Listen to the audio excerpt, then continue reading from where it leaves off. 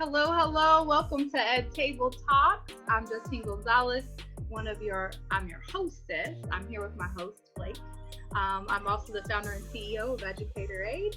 So excited to interview some principals and school leaders from the Midwest, particularly Indianapolis, our first guest. So we are kicking off, and I'll hand it over to Blake. Yeah, so Blake Nathan, thank you, Justine, for that warm introduction. Blake Nathan, the CEO and founder of the Educate Me Foundation. As Justine said, we're excited to have our first participant in our Ed Table Talks, the one and only, the great India Hui, that'll be representing her school this afternoon. And so we're excited to do a deep dive into a little bit about her story, the school that she's running, learn about her school model, but also potentially ask some questions about some current events and situations that's not only impacting our community, but also the nation as well. And so, Justine, would you like to kick us off for our first couple of questions? I sure will. And I hope if you're viewing this, you take this not only as an opportunity to get to know each guest and know their story and how you can support them in their school leadership efforts, but also that you can learn from them. So part of the questions are hopefully so you get some strategies or ideas that if you're watching, you can suggest if you're a parent, if you are a school leader yourself, but that you learn from some of the very, very best. And so we're so excited and thrilled to have you, India. Why don't you kick us off by just sharing with viewers your name, the school you're leading currently, and your school model. You are a Mind Trust Fellow. You could share a little bit about what that means if you'd like, but we are very interested in knowing about your school and your school model. Okay, so yes, India Hui. I'm from Indianapolis. India from Indianapolis. So I try to put something between my name and where I'm from, but it doesn't always work. So my school that I founded is called Thrival India Academy. It's my baby. So actually the way that it happened, it came together it was a beautiful culmination of the Mind Trust identified a program in Oakland where they were making study abroad possible for students at no cost to them. In the district, so IPS and the Mind Trust were really interested in bringing that program here. So they brought the executive director of Thrival World Academies to Indianapolis, and she was in search of a school founder, somebody from the city of Indianapolis who could take that program model and turn it into a school. And that's where I came from. I had been a teacher for, at that point, 7 years. I studied secondary education and undergrad at IU. And then I had my admin license. That's where I met Blake at IUPUI, the Urban Principalship Program. So I was just looking for an admin position. I had no idea that I would be founding a school. I had a desire to found a school, but in some years. It wasn't something I planned to do at that point in 2017. And then I realized I had inherited a program that was very California-based, and we do things different in the Midwest than the way they live life in California. And it's just different when it's a school. So through the Mind Trust Fellowship, I had one of the most unique Mind Trust Fellowship experiences because I was going through the fellowship at the same time that I was operating the pilot of the school. So I was a full-time fellow, but I was also a full-time principal. So during that year, during 2017, I touched like 13 countries because I was traveling with the Mind Trust, but I also was then having to travel with my school, prepare for taking my students over to Thailand and then taking my students over to Thailand. So that gets into our school model. We're no longer affiliated with Thrival World Academies, but I always give them their flowers because, without that partnership, we wouldn't have the relationships that we have. And I wouldn't have a school with that is the only school like this in the world that we know of. So it's a high school where we embed that study abroad into the curriculum of our school. Our students don't pay for any of it. They study in Costa Rica during 10th grade. They study in the Dominican Republic for 3 months. During 11th grade, their teachers go. school leadership goes and spends that entire time there, and they do like very immersive projects where they're still having class, and then they're in the field doing hands-on what they were learning about in the classroom. So that's a quick and dirty of Thrival Indy. That's incredible. I have to ask, are they also learning Spanish simultaneously? Yes, and we have an amazing Spanish teacher. So the first 2 years, our students were in Thailand. So we learned Thai. The first year, we didn't really learn that much Thai because we were really spoiled. And then the second year, I was like, we have got to do things differently. So we had them, we're like, we have to live more independently. So we learned the language. I got lost. I got stranded in a tuk-tuk one time and realized the only thing that I knew how to say in Thai was, do you have mango sticky rice? And I'd like some pineapple, please. And I was like, I've got to learn more Thai because like, this is not going to work. So I was even forced to speak. And I realized like, man, like I can speak Thai. So when I had visitors come, we would be in taxis in Bangkok and I'm like speaking and understanding. It was amazing. So when I decided to take this school from a 1-year study abroad school to a 4-year school, of course, a 4 years high school has to have language. And I'm like, it doesn't make any sense to have them study a language of a place where we're not going to go. And it doesn't have sense for our students to learn Thai because there's no use for Thai outside of Thailand. Spanish and Mandarin became like, okay, it's going to be one of these two languages. And it just made more sense for our students to study in Latin America and speak Spanish. And it also is like me healing my inner child because I took Spanish for 6 years and I was supposed to take Spanish. All I had to do was take one class at IU and I would have had a minor. I had a racist advisor who didn't believe that I could manage my course load, so I never took it. And then, like that Spanish, it fell off. So now I'm living through these babies and I want a whole bilingual East Side because I I didn't fulfill my dream of being bilingual. I'm still working on it though. You'll get there. That's what an incredible model and an approach. Do you want to go ahead with the next question? Actually, it's interesting you talk about your advisor experience because we will come back to asking you about race and some other questions with that. So I love talking about it. Yeah. So India, I think you mentioned when you first introduced yourself, my name is India. I'm in Indianapolis. I'm from Indianapolis. So this actually is a great segue into our second question about the community that you're serving. I know your personal story is being a Far East Side baby, working in the East Side, and now you're having a school as well. So kind of speak to our viewers about the community that you're serving and why this is really truly important for you to serve this community. So yeah, it runs really deep for me. I've been on the East Side, on the Far East Side since we moved here from Germany. I'm an Army kid. So I was born in Kentucky. We lived in Germany until I was 4, and then we came here. We've been on the Far East Side ever since because that's where the fort is. I saw and experienced a lot of pain, a lot of trauma, and it was rooted in cycles, just cycles of poverty or cycles of abuse, cycles of neglect. And I know how it impacted me, how it impacted my sisters, and then therefore my nephews. I have 7 nephews and 1 niece, and they all also live on the Far East Side. It also was clear to me that I was a kid who lived in Germany and then moved to the Far East Side. And then from that point forward, we never really left the East Side of Indianapolis. So I joke, it's not a joke. I tell people I thought Keystone was the West Side of town because I did. I did not have experience going beyond where my church was on 38th and Arlington, right over here. So then when I grew through, graduating from Warren, that I think my senior year in Warren was the first time that I knew someone to be murdered.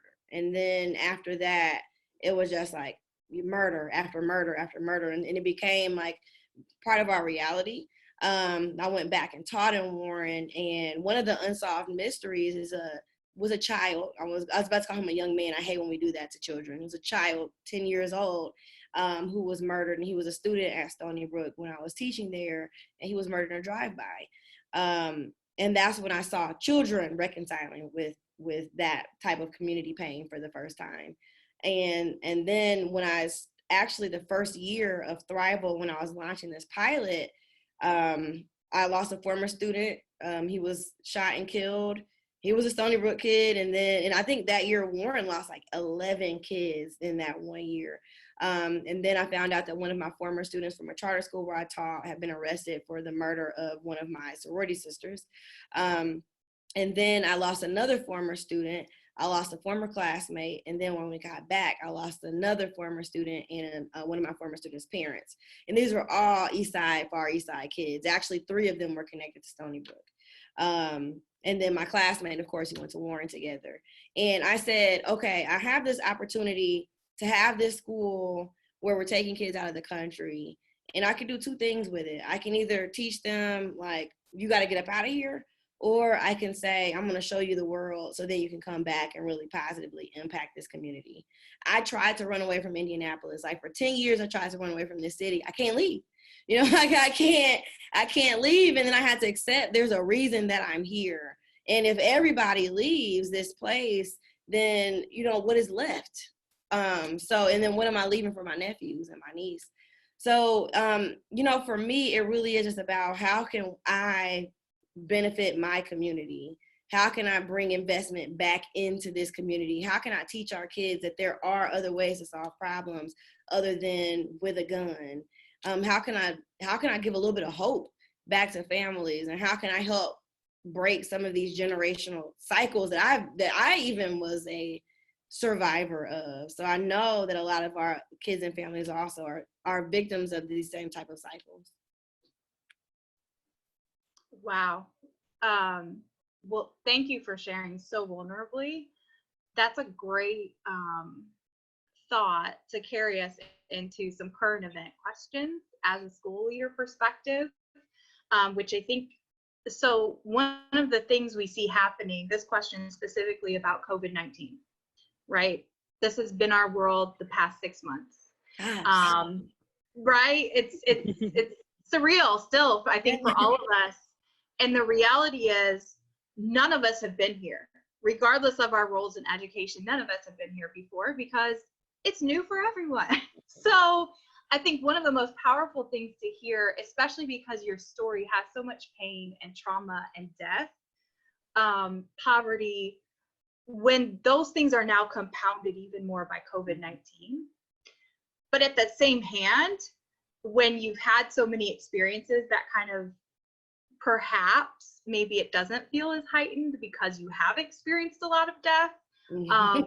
Right, there's these compounding factors, but we're really curious to hear, how are you approaching the conversations with your staff and your team members as you've planned for reentry and just everything that has happened with COVID-19? Can you just talk a little bit, just authentically, about, again, there's no perfect answers from any of us on this. So if you're watching and going, oh, okay, I'm not alone. Good. Right. Put your pen down, because I don't. Yes. What's been your perspective? Some actions you've taken, how you've engaged your staff, your community, just so that listeners and viewers kind of understand, number one, the pressures of your role, but also that, like, principals are doing an incredible job. Like I know a lot of people are going this around, but it's heroes, right? Like, you're navigating this world that has never been navigated in some respects. Well, I appreciate it. I'll put that cape on. You know, I used to be one of those, like, oh no, like, no, give me that cape. Put it on. Because I had to be reminded that I'm relaunching a school with the focus of international studies during a global pandemic when international borders are closed. So that impacts funding, that impacts recruitment. That has completely just flipped what we're doing on its head. But I was prepared for it because I had been saying from the beginning, we're not adventure guides, you know, like, we're not tour guides. This is a school, and we have got to have quality academics happening. Like, you never know. I kind of feel like I spoke this into existence, but I was saying, like, airplanes could just stop flying one day, and we're still responsible to educate our kids. I wish I had not said that, but because I had that mentality, I've been okay navigating the our model, but when it comes to navigating this pandemic and how it's impacting just about everything that we do, it really is tough because, like I said, funding has been really difficult for me because funders, they want to see this novelty of, oh, look at us taking these kids abroad. And right now, they don't see that possibility. So they don't really care about the community work that we're doing. They don't really care about the rigorous academics that we have or our wellness model or any of those things. But wellness was something that was already really important to me because of that trauma that I'm too familiar with. So, you know, like our students have wellness journals, and we have one-on-ones. They have one-on-ones with their advisor every single week, which is one of their core teachers is their advisor. So we're trying to make sure that we have these like meaningful check-ins with them. I am I have two very distinct sides. So part of me is like very feelings and artistic, and then the other side of me is extremely organized and structured. And I think it marries very beautifully in a humanities school like this, because the teachers have a, you know, like a very structured template of like, this is what we're talking to the kids about. But within that structure, it's like, how are you feeling? You know, so they have the opportunity for those conversations. Let's work through this wellness journal, this activity in this wellness journal together. But it has to be structured because I have to make sure the kids are getting it regularly, so they know that we care about their wellness and we want them to care about their wellness. And what has happened in the past is that when we start to use this wellness language with our students, they go home and they use that language and those tactics with their families. So then I have parents calling me like, my daughter just caught a lemon squeeze, and we had to sit down and talk about our issues that we were having. And it's like, yeah, because they know, like, we train them so that when I have this feeling, or, you know, when there's this issue, this is what happens and this is how it's addressed. We're trying to do that. It's really challenging during a pandemic. Today was our first day. We're part of IPS. We use their transportation. So if IPS says buses aren't running. So our students are remote. We put together remote kits. It had their Chromebook and charger. It had their journal. It had Spanish materials, their English materials, a little plant from biology. We tried to make it feel as much like school as possible, but our attendance was about 55% today. And we're trying to figure out how can we engage these kids, how can we make sure without me pulling up? And I'm from the east side, so I'm known to pull up, but it's a pandemic, you know, so I don't really want to pull up at somebody's house. But we're really struggling with figuring out how to engage our kids and pull them in and get them enthusiastic and excited. And our director of school, nope, he's not the director of school culture, he's the director of school operations. He pointed out, like, look, these parents did not have a good experience with e-learning that last time around, and they're jaded. And I think at this point, a lot of parents are like, I'll see you when it's time to be in person because you're not about to waste my time. So we're working through how do we communicate that this is not a waste of time, and they are getting just as rigorous, just as engaging, as meaningful and authentic academics as they would be in a building where they would have to be 6 feet apart, wearing a mask, and, you know, like, it still ain't fun either way. It's been really tough.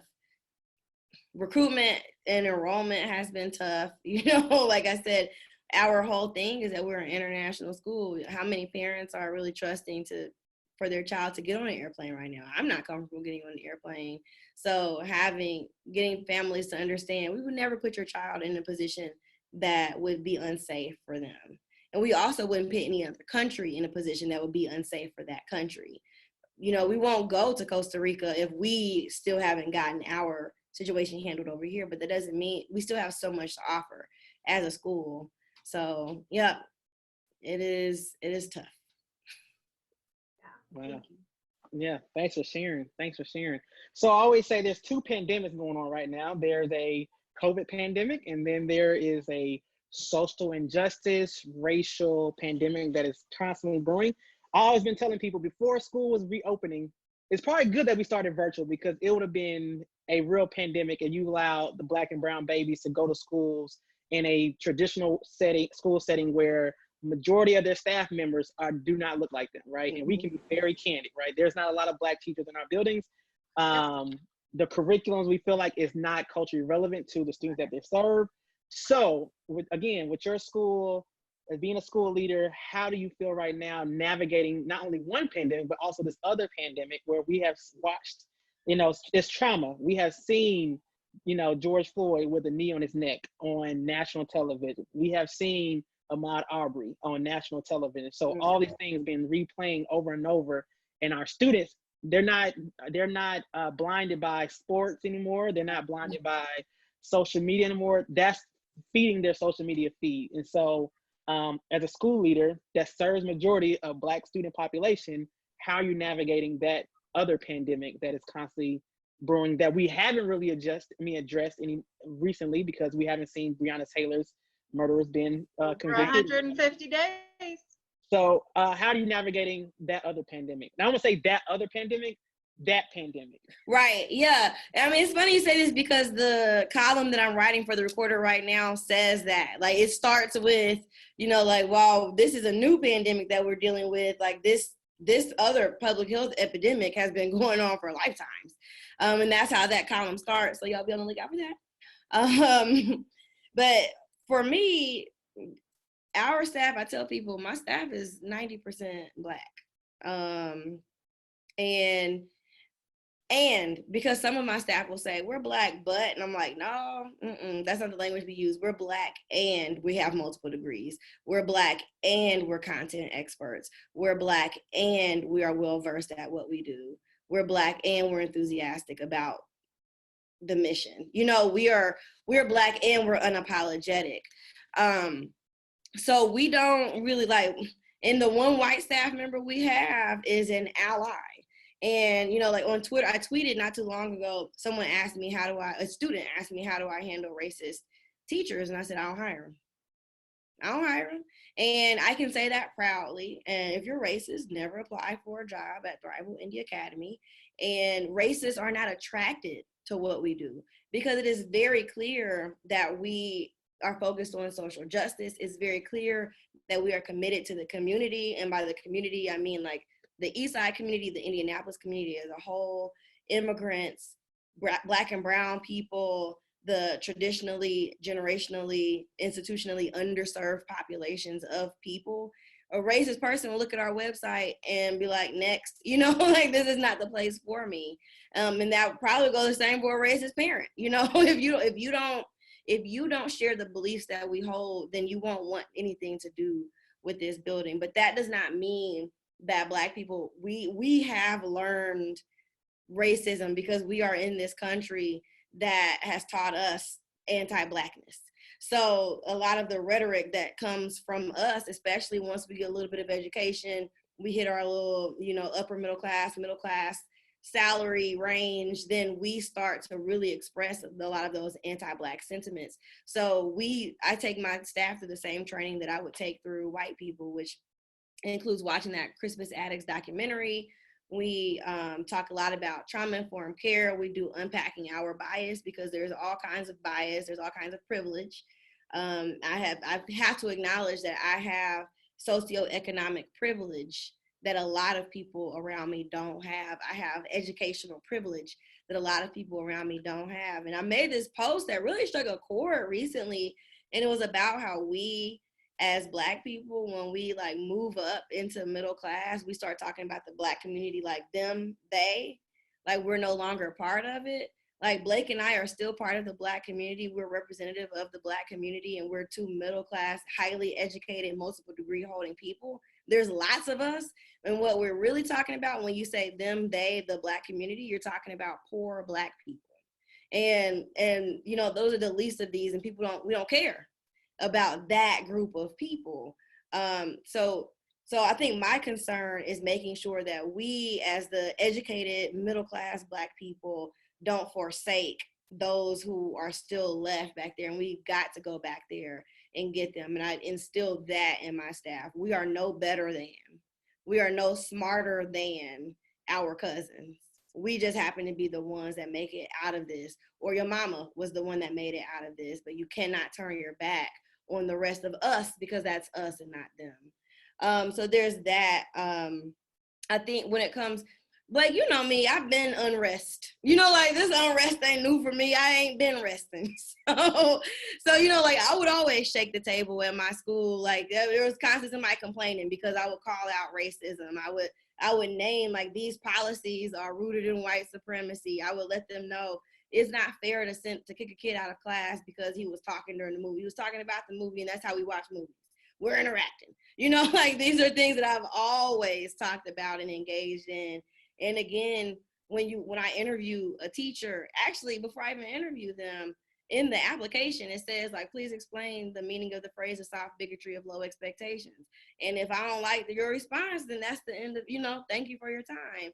But from the moment that you apply to this school that we are going to talk about it. We don't talk around it, like we talk about it. And then by the end of the year, I have white students who are talking about gentrification and redlining, and they know I will use my privilege of race in order to speak on behalf of my Black and brown classmates and friends. So that's how we address it. That's beautiful. Thank you for sharing that. One quick follow-up, and I know I'm asking this because you might have viewers who are, wow, that's incredible. But then they're also simultaneously thinking, how did she get so many Black teachers, right? And so what would you say to the principal watching this who goes, because I know I've heard this, I know Blake hears this because of his company that he has, or his nonprofit, excuse me. Well, there's just no Black teachers. So when you hear that statement, what goes through your head as a fellow school leader? And I know you're a straight shooter, India, but for principals watching who are like, I really do want a more diverse team, what would you say to them? Whether they're like, oh, we need more Latinos, we need more African American teachers, whatever that is, we need more male teachers, whatever that is, what would you say to them, or questions they could start to ask themselves first as leaders? They have to ask themselves, what are they projecting? Because you are who you attract, and whether that's in a romantic relationship, a friendship, or your staff, you are who you attract. 3 of my teachers are Black women with glasses and locks. It is a fact that you are who you attract.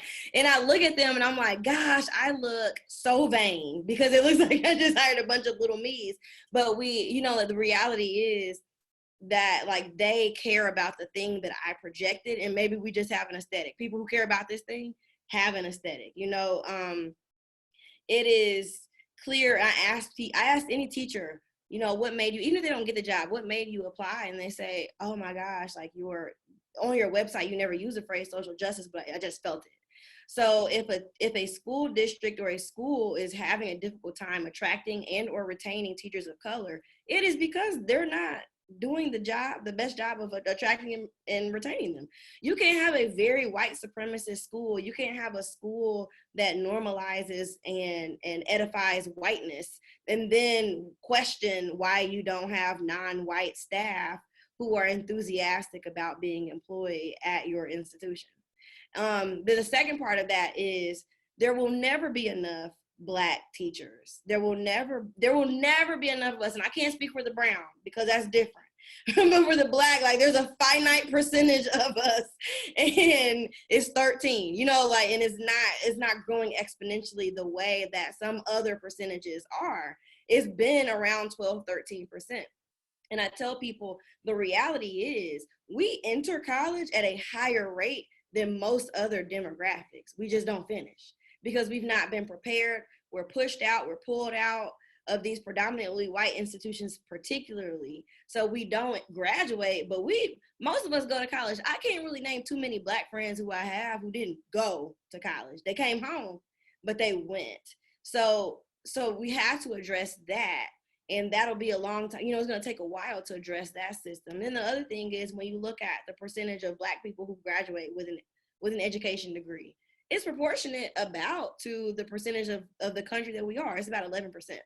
So when I say there will never be enough, there will literally never be enough for us to undo racism, the racism that we didn't do in the first place. So in order for racism to be undone, you have to teach anti-racist teachers. When I add on my second grade level next year, it'll be nearly impossible for me to maintain a 90% Black staff. I know I'm going to have staff who are not Black. I know I'm going to have staff who are not brown, but they are going to have to be anti-racist white teachers.